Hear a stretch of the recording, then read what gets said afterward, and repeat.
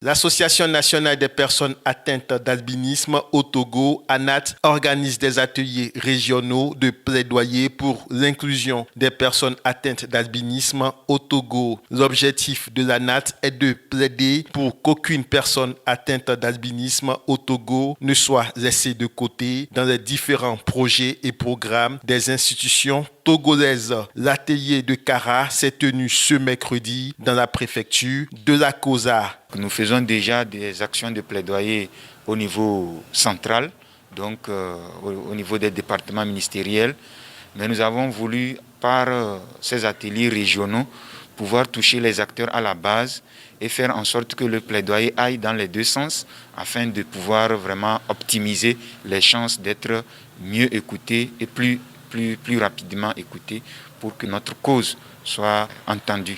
Car les personnes atteintes d'albinisme font l'objet de différentes difficultés, notamment dans le domaine de la santé, de l'éducation et même de l'insertion sociale. À l'école, nous avons un handicap visuel qui n'est pas connu par les enseignants.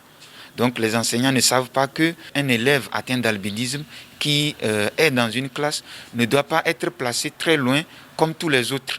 Il faut le rapprocher du tableau pour qu'il ait la chance de pouvoir lire et écrire comme tous les autres. En termes de santé, nous avons un fort taux de cancer de la peau chez les personnes atteintes d'albinisme parce que le soleil nous cause trop de soucis.